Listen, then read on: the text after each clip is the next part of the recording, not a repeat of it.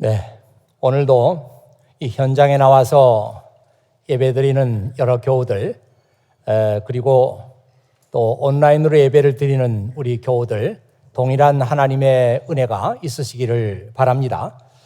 또 오늘도 귀한 찬양과 연주를 들려준 우리 성가대원들 또 오케스트라 단원들 다시 한번 감사드리고요. 또 대표기도 은혜롭게 잘 해줘서 대단히 감사합니다.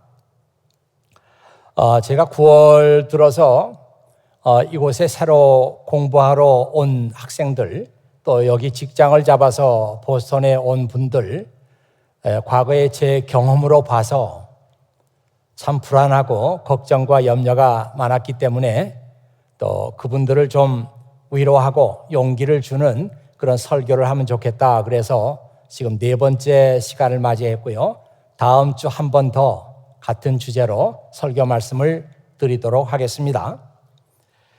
오늘 읽은 시편 121편 말씀은 많은 사람들에게 사랑을 받는 그런 시편입니다. 저자는 누구인지 알 수 없지만 이 시편을 어디에다 어떤 용도로 사용했는지 오늘 성경을 보면 그게 나와 있어요. 이렇게 나와 있습니다. A song for pilgrims, a song for pilgrims ascending to Jerusalem. 그랬어요.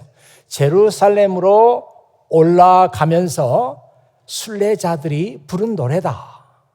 이렇게 이 시편 121편의 용도가 어떤 것인가 하는 것이 나와 있습니다. 이 순례자들이 예루살렘으로 올라가면서 이 시편을 노래로 불렀습니다.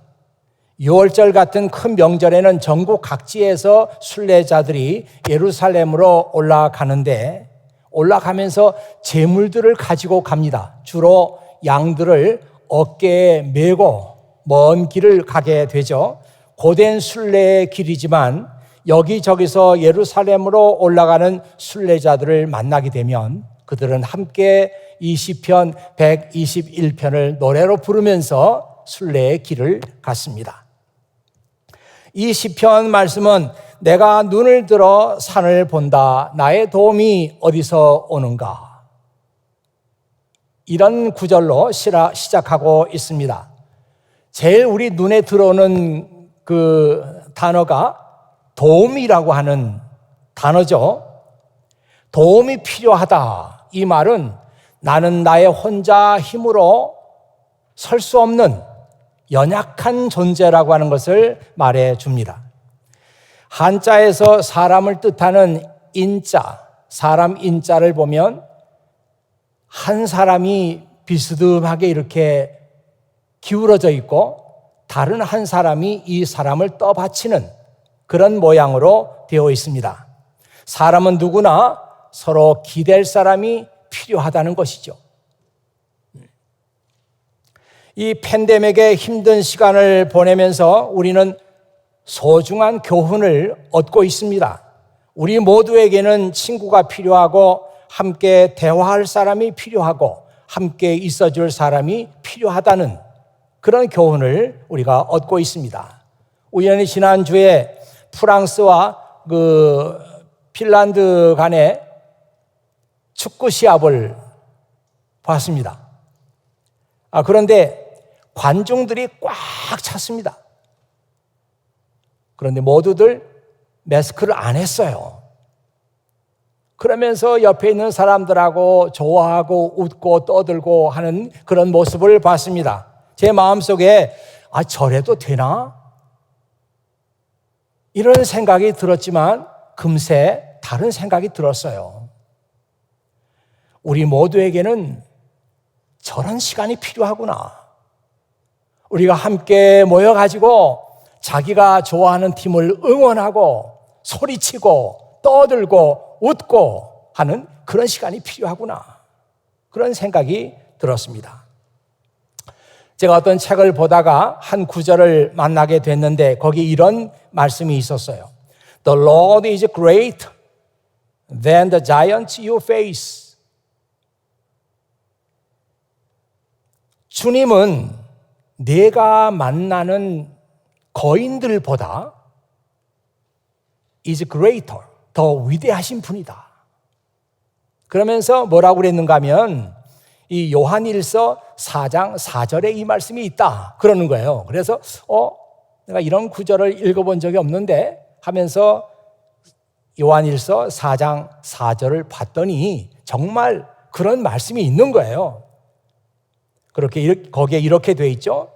The one who is in you is greater than the one who is in the world. 내 마음 속에 있는, 내 속에 있는 그 분은 이 세상에 있는 분과 훨씬 더 위대하다.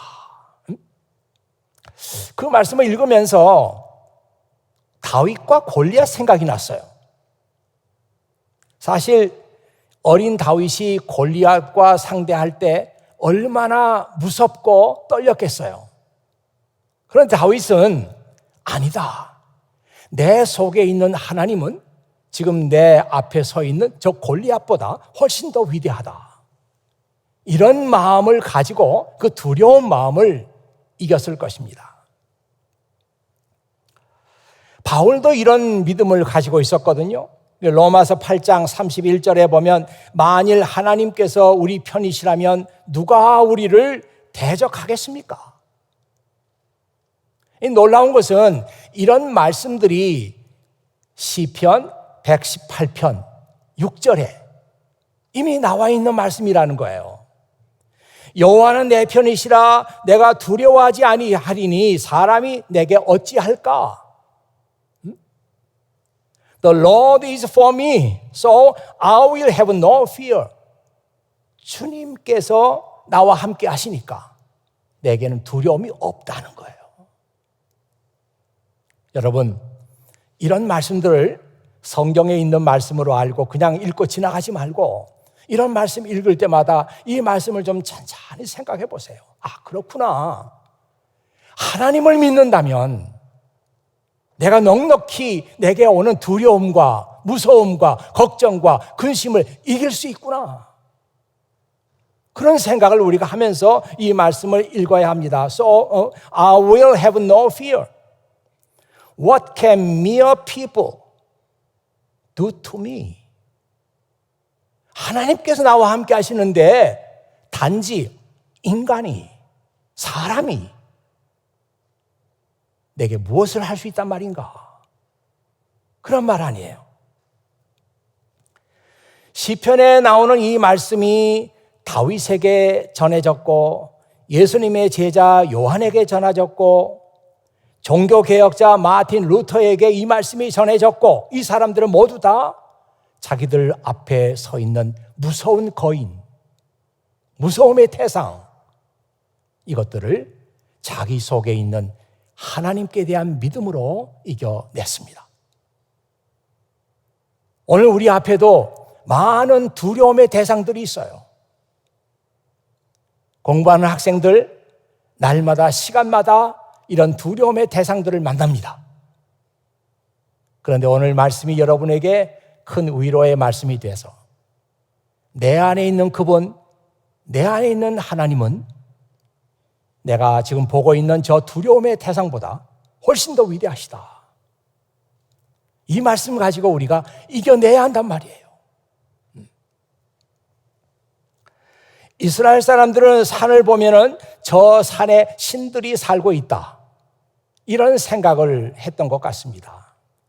우리나라에도 사람들이 많이 찾는 삼각산이나 북한산, 계룡산 이런 산들에 가보면은 거기에 각종 신들을 섬기는 제단들이 있어요.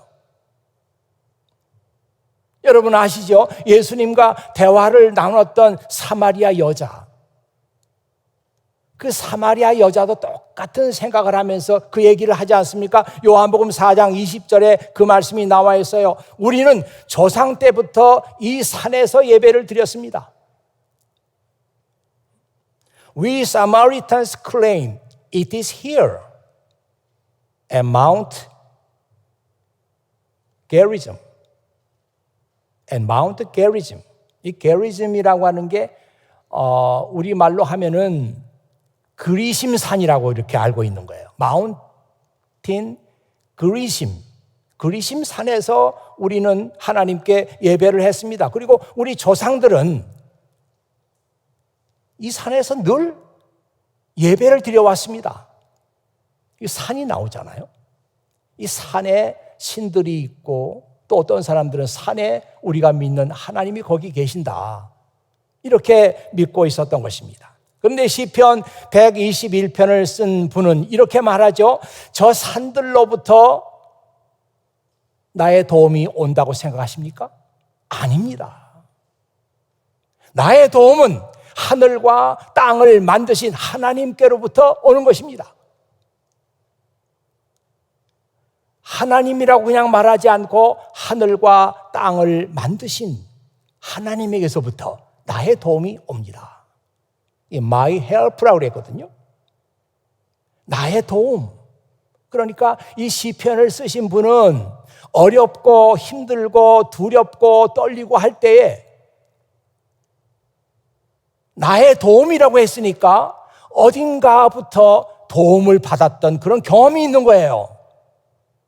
그래서 나의 도움은 하늘과 땅을 지으신 하나님께로부터 옵니다. 불가능을 가능하게 하신 분, 아무것도 없는 데서부터 세상을 창조하신 그 하나님, 그 하나님이 바로 나의 도움의 출처입니다. 그렇게 고백하고 있잖아요. 그런데 하나님이 나의 도움이라고 알고 있으면서도 이 말씀을 믿지 않는 사람들이 많습니다. 저와 여러분도 그럴 수가 있어요. 나의 도움이 어디서 오는가? 이 시편 121편을 즐겁게 읽으면서도 하나님을 믿지 않아요. 나의 도움이 정말 하나님께로부터 온다고 믿는다면 어렵고 힘들고 절망적인 일을 만났을 때 어떻게 해야겠습니까? 이 하나님을 찾아야 되잖아요. 이 하나님께 기도해야 되잖아요. 이 하나님께 도움을 구해야 되잖아요. 그런데 그러지 않습니다. 어렵고 힘든 일을 맞이하면 하나님을 찾지 않고 다른 것들을 찾는단 말이에요.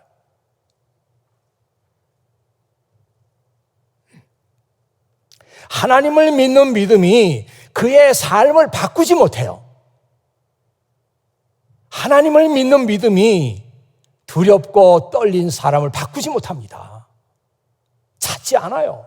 구하지 않아요. 그리고 다른 데서 위로를 받고 다른 데서 평안을 얻으려고 합니다. 이것이 오늘 우리들의 모습이에요. 성경을 번역할 때 번역하기 참 어려운 단어들이 많은데 그 중에 하나가 보혜사라고 하는 말입니다. 보혜사. 요한복음에 보혜사란 말이 나오죠. 다른 성경에는 다 성령이라고 나오지만 이 요한복음에 보혜사란 말이 나와요. 여러분들은 그냥 단순하게 보혜사란 말은 성령의 다른 이름이다, 같은 이름이다, 그렇게 알고 있으면 되는 거예요. 근데 이 보혜사라고 하는 말은 히라보 파라클레이토스라는 말을 번역한 거거든요. 여러분 다 아시지만 그 히라보는 어떤 단어가 있으면 많은 그 뜻이 있단 말이에요. 그래서 이 파라클레이토스라고 하는 말에도 안위하다, 훈계하다, 권고하다, 격려하다, 도와주다 이런 뜻들이 많이 있으니까 어떤 한 단어로 이것을 번역하기가 어렵다 이 말이에요. 그래서 각 민족들이 이 보혜사란 말을 번역한 것을 보면은 필리핀 남부에 쫄로아노 모로족이라는 그런 족속이 있는데 그 족속들은 이 보혜사라고 하는 말을 계속해서 옆에 서서 계시는 분 이렇게 번역을 한다고 합니다. 또 멕시코의 오토미 인디언들은 우리 영혼에 따뜻함을 주시는 분 그렇게 번역을 했대요. 아이보리 코스트의 파울리족은 생각을 꽉 동여매서 그의 통제 아래 두시는 분 이렇게 또 번역을 한다고 합니다. 저는 이 얘기를 읽으면서 그 아이보리 코스트의 그 파울리족 보혜사라는 말을 이렇게 멋지게 번역했구나, 그런 생각이 들었어요. 우리가요, 걱정이 많고 근심이 많고 할 때 우리 생각이 집중이 안 됩니다. 그리고 우리 생각이 뿔뿔이 다 흩어져요. 우리가 그런 그 상황에 있을 때 성령께서는 우리 마음들, 흩어진 마음들을 다 모아가지고 꽉 붙들어 매가지고 성령께서 자기의 통제 아래 두신단 말이에요. 얼마나 멋진 번역입니까?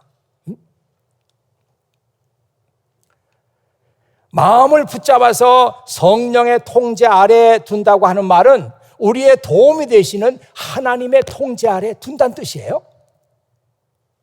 야, 성령께서, 하나님께서 그런 일을 하신다면 우리가 걱정되고 근심이 되고 우리 마음이 뿔뿔이 흩어질 때 이걸 꽉 붙들어 매시는 하나님, 그분께 도움을 구해야 되겠구나, 뭐 그런 생각이 들지 않습니까?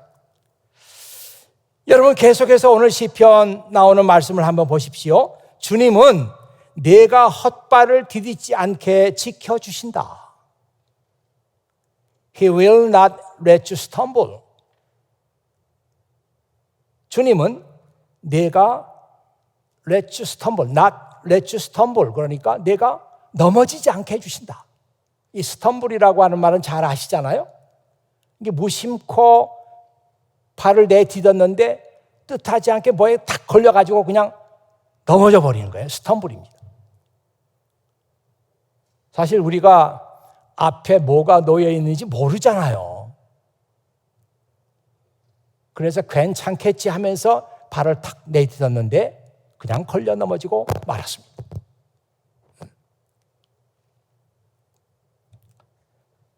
제가 좋아하는 이 고향이라고 하는 노래가 있는데요, 이 노래 가사를 제가 좋아해요. 그 가사에 이런 가사가 나오거든요.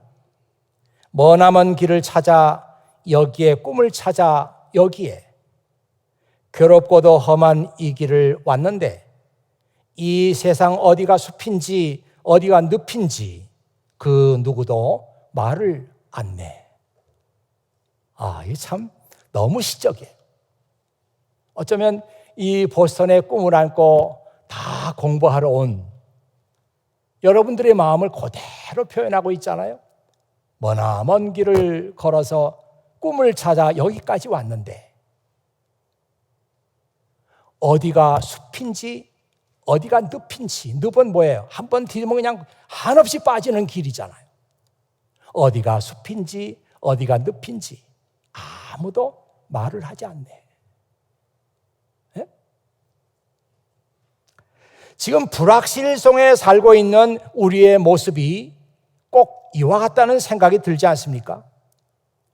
이럴 때 시편 121편을 쓰신 그 사미스트가 뭐라 그래요? 너를 넘어지지 않게 붙들어 주신 분이 계시는데 그분이 바로 하나님이시다. 또 이런 구절이 나옵니다. 주님은 너를 지키시는 분, 주님은 내 오른쪽에 서서 너를 보호하시는 그늘이 되어주시니 낮에 햇빛도 너를 해치지 못하며 밤에 달빛도 너를 해치지 못할 것이다. 네, 이 사미스트는 하나님을 가리켜서 너를 지켜주시는 분, 너를 지켜주시는 분. 그런데 그분이 어디서 나를 지키냐면은 내 오른편에서, 내 오른쪽에서 너를 지켜주신다. 내 오른쪽이라고 하는 그 표현은 매우 시적인 그런 표현인데요, 하나님의 강력한 힘을 상징하는 그런 표현입니다. 우리가 그 오른손과 왼손이 있으면 오른손이 더 세잖아요. 물론 또 왼손잡이인 분들은 왼편이 더 세죠. 시편 121편을 쓰신 분은 오른손잡이인가 봐요. 그래서 하나님의 강력한 힘을 하나님께서 내 오른편에 서서 나를 붙들어 주신다, 그렇게 지금 쓰고 있습니다. 이 하나님께서 우리를 지켜주시는 그 시간에는 뭐라 그럴까요? expiration expiration date, 만료 기간이 없어요. 뭐 음식을 사도 뭐 물건을 사도 워런티가 있는데 다 expiration date가 있잖아요. 이때 되면은 더 이상 뭐 소용없는 것이죠. 그런데 하나님께서 나를 지켜주시고 오른쪽에서 나를 붙들어 주시는 그 기간은 지금부터 영원까지, 지금부터 영원까지, 지금 이 시간부터 앞으로 영원까지 하나님께서는 내 오른편에서 너를 지켜주신다. 그렇게 썼습니다. 이 시편에 보면은 이 121편뿐만 아니라 수많은 그 시편을 쓴 사미스트들이 어렵고 힘든 일을 맞이해가지고 하나님께서 나를 지켜주신다. 그리고 하나님께서 나의 도움이 되신다. 그런 고백을 수없이 많이 했습니다. 한번 화면 한번 보세요.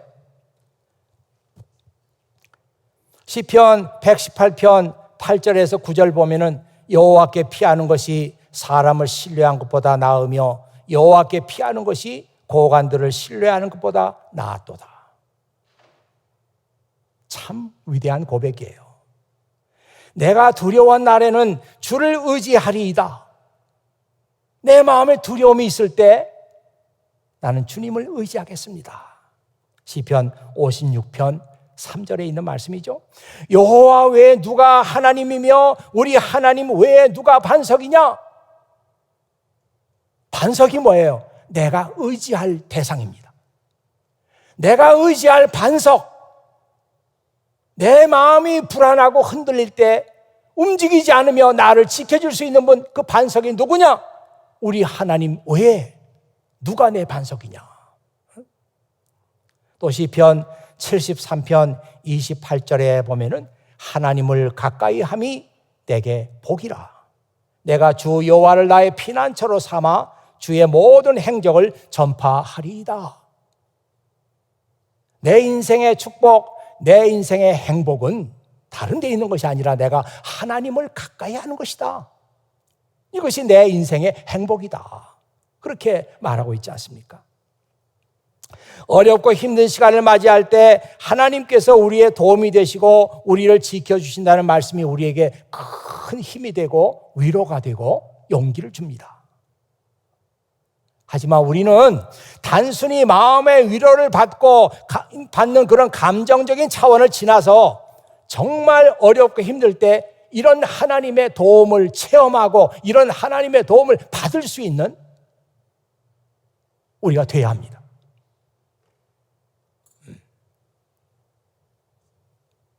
하나님의 도움을 부지런히 구해야 합니다. 구하지 않는데 도움을 받을 수 없어요. 제가 이 말씀을 준비하고 이 말씀을 묵상하다가 제 마음속에 다른 생각이 들었어요. 우리가 어렵고 힘들 때 하나님께 나가서 기도하고 도움을 구하고 그래서 위로를 받고 당연하죠. 당연합니다. 그런데 제 마음속에 들어오는 생각은 그러면 언제까지 우리는 항상 하나님의 도움을 구하고 하나님께서 주시는 용기를 구하고 지혜를 구해야 되는가? 그런 질문이 생겼어요. 사실 이 질문은 굉장히 어리석은 질문입니다. 언제까지요? 우리 인간은 다 약하기 때문에 우리 생명 다 할 때까지 우리는 하나님께 도움을 구해야 되는 사람들이에요. 맞습니다. 그런데 제 마음속에 들어오는 생각은 언제까지 너는 하나님께 도움만 구할 것이냐? 이런 생각이 들었단 말이에요. 그러면서 하나님이 주시는 말씀 하나가 생각이 나는데 신약성경 에베소서 5장 1절이에요. 여러분은 하나님이 사랑하시는 자녀들입니다. 그러므로 하나님을 닮으려고 노력하십시오. Be imitators of God as beloved children. As beloved children. 하나님의 사랑받는 자녀로서 Be imitators of God. 하나님을 imitator. 하나님을 그대로 빼박은, 하나님을 그대로 담는 사람들이 되십시오. 에베소서 5장 1절에 나오는 말씀이에요. 하나님을 닮는다? 하나님은 늘 어렵고 힘들고 불안해하고 그런 사람들에게 힘을 주시는 분이잖아요. 용기를 주시는 분이잖아요. 지혜를 주시는 분이잖아요. 그럼 내가 하나님을 닮는다는 것은 뭘까? 우리가 온전한 크리스찬이 돼서 as beloved God, 하나님의 사랑받는 사람이 돼서 이제 하나님의 도움으로 말미암아 자기 인생을 굳건하게 살아가는 사람으로서 내가 다른 사람을 도와주는 그런 사람이 되어야 되지 않겠느냐, 이런 생각이 든 거예요.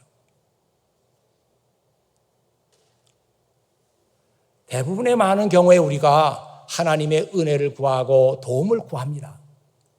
그러나 하나님을 닮아서 나도 다른 사람을 도와야 되겠다, 나와 같이 어렵고 힘든 시간을 보내고 있는 사람을 내가 찾아가야 되겠다, 이런 생각은 잘 하지 않습니다. 그래서 오늘 여러분들에게 한 사람 소개할 사람이 있는데 그 사람은 조지 워싱턴 카버라고 하는 사람입니다. 저도 신학교 다니면서 교수님들을 통해 가지고 조지 워싱턴 카버라고 하는 이분을 잠깐 얘기를 들었어요.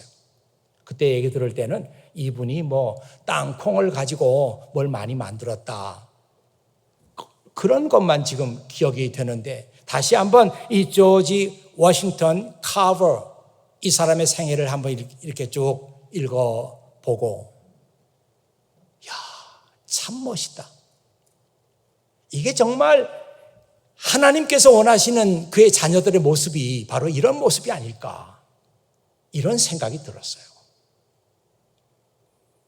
제가 설교 시간에 이 조지 워싱턴 카버를 소개한 적은 이번이 처음입니다.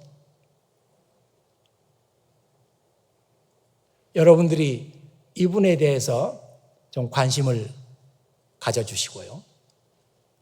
할 수 있다면 우리 젊은 청년들은 이분을 멘토로 삼아도 되는 분이에요. 멘토로 삼아. 나도 저 사람처럼 됐으면 좋겠다. 충분히 우리의 멘토가 될 수 있는 훌륭한 크리스찬이고 훌륭한 과학자입니다. 이분은 흑인 노예의 아들로 태어났어요. 태어난 지 1년도 안 돼서 부모가 죽었습니다. 혼자 남았어요. 그 위에 형이 하나 있었는데 형과 이 조지만 남게 됐습니다.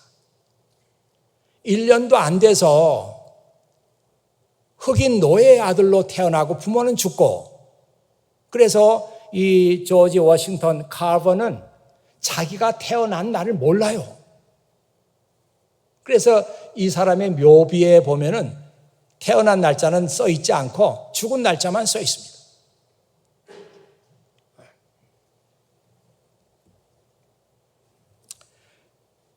그 부모가 죽자 노예 주인이 있을 거 아니에요. 이 노예 주인은 정말 좋은 분이었어요. 제가 이 카버에 대해서 좀 더 관심을 가지고 조사를 하고 글을 읽으면서 제가 느꼈던 것이, 어떻게 이런 사람은 불우한 환경에서 태어났지만 그렇게 옆에 좋은 분들이 많이 올 수가 있느냐. 하늘은 스스로 돕는 자를 돕는구나, 그런 생각이 들더라고요. 참 좋은 분들이 이 불쌍한 조지 워싱턴 카버, 이 사람 주변에 많이 있어요. 노예 주인이 아주 좋은 분이에요. 근데 불행하게도 그 주인에게 아들이 없었어요. 자녀가 없었어요. 그래서 그 주인은 노예지만 이 아이를 자기 아들처럼 알고 길렀습니다. 그 주인의 이름이 모시스 카버예요. 모시스 카버. 주인 이름이. 그런데 자기 레스트 네임을 이 아이에게 준 겁니다. 조지 워싱턴 카버. 그것만 봐도 그 주인이 얼마나 정말 자기 아들처럼 이름도 그렇게 짓게 하고 길렀어요. 이런 고마운 사람들을 만난 덕분에 카버는 하늘이 주신 재능을 가지고 그 시대에 가장 탁월한 과학자 중에 한 사람이 되는 거예요. 그는 마태복음 5장 44절 너희 원수를 사랑하며 너희를 핍박하는 자를 위해서 기도하라. 이 말씀을 붙들고 한평생 이 말씀을 실천하면서 살았습니다. 주변에 많은 도움을 주는 분들을 만난 덕분에 카버는 오하이오 대학교에 흑인 최초로 입학생이 됩니다. 이 오하이오 대학교는 지금의 오하이오 스테이트 유니버시티이죠. 거기서 대학원까지 마쳐요. 흑인으로서 최초의 대학생이 되고 그리고 대학원까지 마쳤고 이제 그는 흑인으로서는 정말 올라갈 때까지 간 거예요. 이제는 그는 걱정하지 않고 살 수 있고 모든 것이 보장된 그런 위치에 서게 된 것입니다. 그 에임스에 있는 오하이오 스테이트 유니버시티에 다닐 때에 이 카버는 공부뿐만이 아니고 많은 분야에서 탁월한 재능을 드러내기 시작했어요. 그림을 잘 그려요. 그림을 잘 그린 것은 어릴 때부터 이 카버가 그냥 길에 나 있는 잡초 하나하나, 꽃 하나하나도 관찰을 잘 했어요. 그리고 늘 그림으로 이렇게 그리는 버릇이 있었어요. 그것 때문에 그림 그리는 그 재능이 발달하게 됐는지 모르지만 그 오하이오 대학에 다니면서 그림을 많이 그렸는데 자기는 흑인이니까 그때도 이제 흑인이 차별을 받았거든요. 그러니까 감히 무슨 전시회에다가 그림을 낸다든지 그런 생각을 못했어요. 그런데 친구들이 대신해서 그냥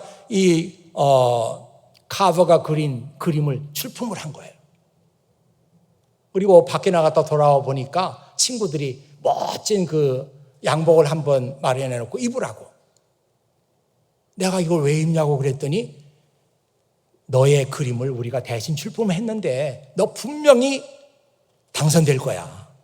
그러니까 거기 가야지 해서 카터를 거기다 보냈어요. 4점을 출품을 했는데 다 상을 받게 됩니다. 그리고 한 점은 너무너무 비평가들의 그 찬사를 받으면서 지금 어디 유명한 박물관에 이 카터의 그림이 있다고 합니다.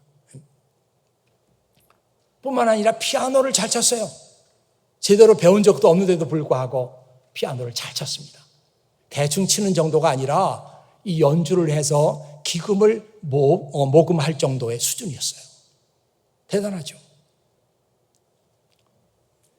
이 오하이오 스테이트 유니버시티에 있으면서 이제는 공부도 할 만큼 했고 어느 정도 명성도 얻게 되고 탄탄대로로 그의 앞길이 열려있는 때에 그는 어느 날 편지 한 장을 받게 됩니다. 이 편지가 그의 인생을 바꿔놨어요. 만약 이 편지가 없었더라면 이 카터는 아마 평범한 사람이었을 거예요. 편지 한 장이 그의 인생을 완전히 바꿔놨습니다. 여러분 사진 한번 화면에서 보겠어요. 그 부커 T 워싱턴이 카터에게 보냈던 편지입니다. 이 부커 T 워싱턴은 그 당시에 그 흑인들의 삶을 향상시키기 위해서 특별히 교육에 헌신했고 그 사회의 지도자로서 이미 명성을 얻고 있었습니다. 이 부커 T 워싱턴이 어느 날 이 카터에게 편지를 보낸 거예요. 내가 당신에게 줄 수 있는 것은 돈이나 지위, 명예가 아닙니다. 오히려 그것들을 단념해달라고 하는 것입니다. 타락하고 가난하여 버려질 운명에 처한 우리 동족들을 위해 함께 해달라는 부탁을 하려는 것입니다. 이 편지를 받고 이 카터는 한 걸음에 그 대학 생활을 다 정리하고 그 앞에 놓여 있는 모든 명예와 부를 다 뿌리치고 이 부커 T 워싱턴과 함께 흑인들의 삶을 향상시킬 그 일에 나도 힘을 보태겠다 하면서 달려가는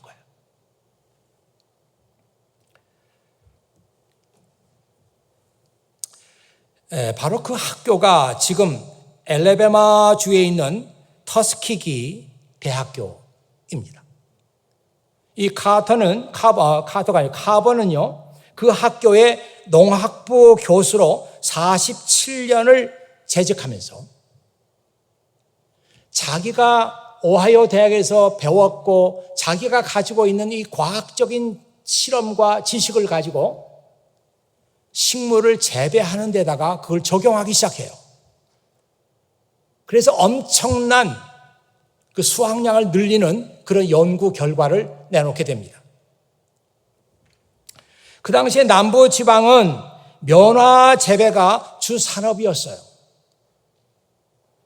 그런데 면화는 땅에서 질소를 뺏어가는 작물이기 때문에 해마다 땅을 황폐하게 만들었습니다. 그래서 면화도 잘 되지 않고 수확량이 자꾸 줄어드는 거예요. 그러니까 면화를 재배하던 흑인이나 백인이나 수입이 점점 줄어드는 거예요. 이럴 때 이 카버는 콩 종류의 작물은 땅에서 질소를 뺏지 않고 오히려 공기 중에 있는 질소를 빨아들여서 땅에다 그것을 공급하는 그런 작물인 것을 알았어요. 그래서 이 수입이 떨어져 가지고 황폐한 땅에서 어쩔 수 없이 가난한 삶을 살던 흑인들, 이 사람들에게 땅콩을 재배하라고 그렇게 가르치기 시작합니다. 땅콩을 재배하면 땅을 좋게 만들 수가 있습니다. 그러니까 흑인들이 믿지 않죠. 왜냐하면 땅콩은 그때 당시에 사람이 먹는 게 아니고 주로 짐승들이 먹는 작물이었어요. 그때 카버는 정 내 말을 못 믿겠으면 한 해는 면화를 심고 한 해는 땅콩을 심어보세요. 그래서 땅이 좋아지는지 안 좋아지는지 한번 실험해 보세요. 이렇게 하면서 농민들을 설득해 나갔습니다. 근데 사람이 땅콩을 먹지 않으니까 팔 길이 없어요. 야, 이거 큰일 났구나. 카버는 그렇게 생각하고 어느 날 자기가 살고 있던 그 지역의 유명한 분들, 돈도 있고 명예도 있는 분들 9분을 초청했어요. 그래서 그 사람들을 다 모아놓고 국, 샐러드, 닭고기, 아이스크림, 과자 이런 것들을 대접을 했습니다. 했더니 이 9분의 유지들이 음식을 다 먹고 나서 오늘 저녁에 너무너무 좋은 음식을 먹었다고 막 박수를 치는 거예요. 그때 카버가 나가서 하는 말이, 여러분, 오늘 저녁에 여러분들이 드신 이 음식들은 모두가 다 땅콩으로 만든 것들입니다. 여러분들이 맛있게 드셨으니 앞으로 땅콩을 많이 소비할 수 있도록 여러분들이 협조를 해 주시기 바랍니다. 그렇게 말해서 참석했던 사람들이 깜짝 놀랐다고 하는 일화가 있습니다. 이 카버는 땅콩으로 요리할 수 있는 음식 105가지를 개발했어요. 그리고 음식뿐만이 아니고 이 땅콩을 가지고 우리가 실제로 일상생활에서 유용하게 쓸 수 있는 발명품들 200개를 발명했습니다. 예를 들면 몸에 바르는 크림, 구두약, 비누, 살충제, 화장품, 염료, 샴푸, 버터, 인쇄용 잉크, 접착제 무려 200개가 넘는 발명품을 발명했어요. 그리고 땅콩 외에도 고구마를 가지고 118개의 실용품들을 발명하게 되었습니다. 하지만 이 카버는 한 푼의 로열티를 받지 않았다고 해요. 많은 그 특허도 있고 했지만 특허 사용료를 받지 않았고 로열티를 받지 않았고 심지어 어떤 사람은 이 카버가 발명한 그것을 가지고 공장을 세워서 대량 생산해가지고 돈을 벌겠다 이렇게 한 사람이 있으면 카버는 거기 가서 공장을 세우는 일을 도와줬다고 합니다. 한 푼도 받지 않았대. 이 사진 말고 몇 장 더 볼 사진이 있는데 한번 넘겨주시겠어요? 예, 지금 이 카버가 실험실에서 지금 실험하고 있는 장면인데요. 아마 그때까지만 해도 이 농사 짓는 분들은 그냥 전통적으로 전해오는 방법을 가지고 농사를 지었지 이렇게 과학적으로 실험을 해가지고 데이터를 가지고 품종을 개량한다든지 수확량을 늘리는 그런 건 전혀 몰랐던 때인데 이 카버가 지금 그 일을 하고 있는 거죠. 네. 네. 여기 지금 이 Who was George Washington Carver 이러면서 이제 포스터 같이 이렇게 나와 있는데 이 그림은 그 조그만 글씨로 나와 있어요. The number one New York Times best-selling series. 이 뉴욕 타임즈에서 베스트셀러를 계속 냈었는데 넘버 원 베스트셀러로 된 책이 카버의 스토리입니다. Who was George Washington Carver? 우리는 모르지만 그때 당시에 이분은 엄청난 영향력을 미쳤어요. 다시 다른 그림이요. 이거는 지금 카버가 이 밑에는 그 농작물이 있는데 이건 땅콩 표본들을 채취해서 이렇게 만들어 놓은 것들입니다. 예. 이 지금 포스터가 아마 글씨가 작아서 여러분 잘 보이지 않을 거예요. 맨 위에 왼편에 뭐 그림이 하나 있는데 그거는 이 카버가 어렸을 때에 극적으로 아버지는 죽고 살았지만 그 도적들이 흑인들을 납치해서 팔아먹는 그때 이 카버가 잡혀갔어요. 키드냅 당했다고요. 그때 아까 그 주인이 정말 좋은 주인이라 그랬잖아요. 이 주인이 돈을 주고 그 말 한 마리 값을 주고 이 카버를 찾아왔습니다. 이런 그 사람들이 있었던 거예요. 그 얘기가 있고 오른쪽에 뭐 위에 그 글씨 있는 것은 카버가 땅콩을 가지고 만들었던 그 품목들을 일부만 지금 이렇게 나와 있는 것입니다. 다음 그림 볼까요? 조지 워싱턴 카버 이렇게 나와 있고 More than just the peanut man. 이 카버를 가리켜서 peanut man이라고 별명으로 그렇게 불렀는데 여기 보면 카버는 단순히 peanut man이 아니고 그 이상의 사람이다. 이런 얘기겠죠? 이 사람은 그때 당시에 가난했던 흑인들의 삶을 엄청나게 향상시킨 그런 인물이니까 시대를 구원했다. 이렇게 볼 수 있겠죠. 조지 워싱턴 카버, uncommon life. 평범하지 않는 삶. 그런 그 얘기가 지금 포스터에 나와 있습니다. 이 그림은, 그 카버에 뭐 살던 뭐 모든 것들을 다 이 뮤지엄에다가 이렇게 전시를 해놨다는 것이죠. 예. 한 번은 발명가 에디슨이 이제 그 카버하고 동시대 사람이에요. 헨리 포드도 동시대 사람입니다. 근데 이 토마스 에디슨이 카버에게 이런 제의를 했대요. 당신이 만일 나에게 온다면 내가 당신을 위해서 새로운 연구소를 지어주고 연봉으로 10만 달러를 주겠소. 와, 그때 당시 10만 달러면요 엄청난 돈입니다. 있을 수 없는 제의죠. 그런데 카버는 에디슨의 이 제의를 거절했습니다. 이 비평가들이 카버에게 질문하는 거예요. 아니, 그 많은 돈을 벌 수 있는 기회인데 왜 거절합니까? 그 돈 가지면 당신이 원하는 대로 가난한 사람 도와줄 수 있지 않습니까? 그때 카버가 이렇게 말했대요. 당신의 말이 옳을 수도 있습니다. 그러나 내가 그 많은 돈을 내가 소유한다면 나는 아마도 나의 사람들을 다 잊어버리게 될 것입니다. 그렇게 말했다는 거예요.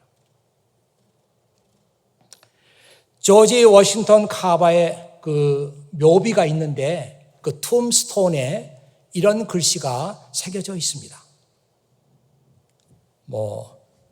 잘 안 보일 줄 압니다만은 진짜 아까 제가 말한 대로 탄생한 날은 없어요. 출생한 날은 없고 January 5th 1월 5일에 1943년에 죽었다. 그것만 나와 있습니다. 근데 그 밑에 영어로 이 조지 워싱턴 카버를 잘 설명할 수 있는 말로 이렇게 딱 써놨는데 뭐라고 써 있는가 하면은 He could have added fortune to fame. 그는 fame이니까 명성이잖아요. 명성에다가 fortune, 돈을 더할 수 있었어요. 명성도 없고 돈을 얻을 수 있는, 벌 수 있는 기회가 있었다는 거죠. But caring for neither. 하지만 돈도 명예도 그는 택하지 않았어요. He found happiness and honor in being helpful to the world. 그는 세상에 도움을 주어서 행복도 얻고 영예도 얻는 그런 삶을 선택했다는 거예요. 세상에는 이런 분이 있습니다. 우리는 알게 모르게 이런 분의 다 사랑의 빛을 지고 있는 거죠. 그 묘비 옆에 그 사진 한 장 제가 더 써놨는데 한번 볼까요? 이거는 직접 그 카버의 생애하고는 직접 관계는 없지만 카버가 한 말인데 누가 이것을 올려놨어요. 그래서 이 카버가 했던 말 가운데 감동적이다. 그래서 제가 여러분에게 한번 소개를 하려고 합니다. 조금 더 크게 한번 보여줄까요? 네.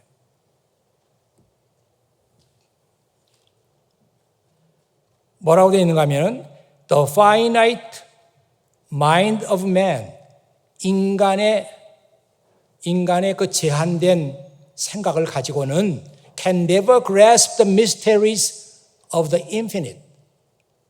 인간의 제한된 그런 생각을 가지고는 그 무한한 것의 신비를 붙잡을 수 없어요.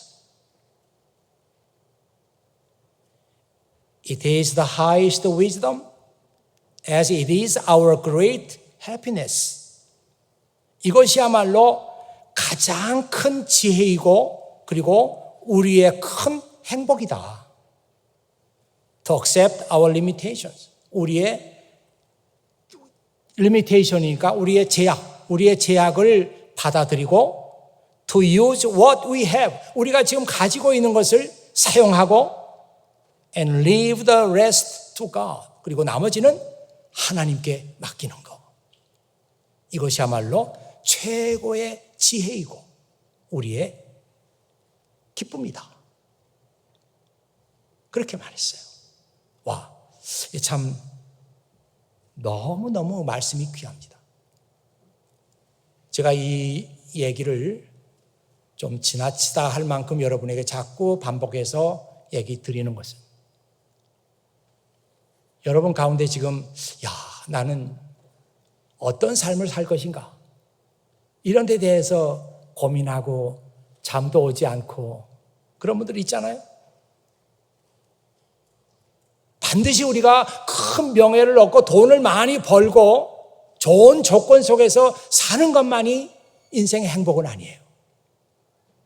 이분은 로열티 하나도 받지 않고 그 많은 발명품들을 다 가난한 사람들을 위해서 사용하도록 했어요. 공장을 세워도 관계하지 않았어요. 다 하도록 했어요. 그는 끝까지 처음 받았던 그 샐러리, 그걸 죽을 때까지 받았다고 합니다. 그러면서 나의 행복이 있다면 이 세상 사람들이 다 잘 살게 되는 것, 이것이 나의 행복이고 나의 영광이다. 그는 그렇게 생각하면서 한평생을 살았어요. 저는 교회 여러분들이 힘들고 어려울 때 하나님의 도움을 간절하게 구하는 사람들이 되기를 원합니다. 그리고 실제로 하나님의 도움을 경험하는 사람들이 되었으면 좋겠어요. 그런데 거기서 우리는 한 걸음 더 나아가서 우리는 하나님의 자녀예요. 우리 하나님을 믿는 사람들입니다. 하나님의 사랑받는 사람들이에요. 그래서 우리는 하나님을 닮아야 돼요. 하나님은 자기의 가장 귀한 것까지 우리를 위해서 내주셨잖아요. 바로 조지 워싱턴 카버가 그런 삶을 우리에게 보여줬습니다. 제가 그분의 생애를 다시 한번 쭉 이렇게 정리하고 읽어보면서 맞다. 우리가 뜻을 바르게 정하고 하나님, 제가 그런 삶을 살겠습니다. 이렇게 목적을 정하고 나갈 때 하늘은 스스로 돕는 자를 돕습니다. 하나님께서 길을 열어주시는 거예요. 이 카버가 모시스 집을 떠나가지고 갈 데도 없어요. 그런데 이 카버를 환영해 준 사람이 있다고요. 하숙집 아주머니가 카버를 그렇게 사랑했어요. 그분도 아기가 없었어요. 이 카버를 자기 아들처럼 품어줬어요. 그러면서 늘 하는 말이, 조지야, 너는 배울 기회가 있으면 뭐든지 다 배워. 그래서 카버는 진짜 요리도 엄청 잘해요. 못하는 게 없어요. 내가 할 수 있으면 모든 걸 다 배워. 그 다음에는 내가 그 배운 것을 가난한 사람들에게 다 돌려줘야 한다. 그렇게 이 조지를, 카버를 사랑하고 품어줬다는 거예요. 그때 그것이 카버의 머릿속에는 떠나지 않습니다. 그래서 결국 그는 자기가 돈을 벌 수 있는 기회가 수백 번 있었지만 한 번도 받지 않고 다 나눠주는 그런 삶을 살았어요. 대학을 갈 수 없어요. 흑인이라서 받아주지 않습니다. 그런데 딱 한 대학만 흑인을 받아줘요. 심슨 대학입니다. 조그만 대학인데 거기서만 흑인을 받아줘요. 거기서 카버는 버드 교수를 만나죠. BUDD, 버드 교수. 버드 교수가 이 카버를 그렇게 아꼈어요. 얘는 진짜 엄청난 자질이 있는 아이구나. 그때 그 심슨 대학에서 카버는 그림을 그리려고 했어요. 화가가 되기 위해서. 근데 버드 교수가 그러죠. 너 화가 되는 길 접어라. 난 네가 식물에 대해서 관심이 많으니까 대학에 가서 식물학을 전공했으면 좋겠다. 그런데 오하이오 대학, 거기에 우리 아버지가 교수로 계시거든. 내가 너를 추천할 테니까 너 거기로 가라. 그 얘기가 있었기 때문에 카버는 오하이오 대학에 가게 됩니다. 그리고 그의 인생은 정말 하나님께서 기뻐하시는 인생이 되는 거죠. 뜻을 정하고, 선한 뜻을 정하고 우리가 하나님께 내 미래를 부탁하면은 하나님께서 길을 여신다. 우리 교회 안에서도 정말 조지 워싱턴 카버 같은 세상을 구원하는 그런 사람들이 나올 수 있기를 바랍니다. 나올 수 있기를 바라요. 단순히 교회에 빠지지 않고 나오는 사람들이 아니라 세상을 바꾸는 조지 워싱턴 카버 같은, 이 사람이 정말 하나님을 닮은 사람이 아닌가. 그런 생각이 듭니다. 기도하겠습니다. 아버지 하나님 감사합니다. 오늘 아버지 하나님께서 이 귀한 예배 허락하시고 또 저희들에게 주시고자 하는 말씀을 듣게 하시니 진심으로 감사를 드립니다. 아버지 하나님, 세상에는 정말 똑똑한 사람들이 많이 있고 재능 있는 사람들이 많이 있고 그래서 많은 돈과 명예를 얻는 사람들이 있습니다. 그러나 우리는 하나님을 닮은 사람들이 되어야 합니다. 가장 귀한 것을 우리를 위해서 내주시는 그 하나님을 닮아서 내 명예만 구하지 말고 나의 돈만 구하지 말고 모두가 잘 살게 되는 그 일에 내 것을 내주는 그런 미래를 우리가 개척해 나가도록 아버지 하나님, 이 시간 사랑하는 모든 성도들, 모든 교우들의 마음에 성령께서 주시는 감동과 감화가 있게 해 주시옵소서. 우리 주 예수 그리스도의 이름으로 기도하옵나이다.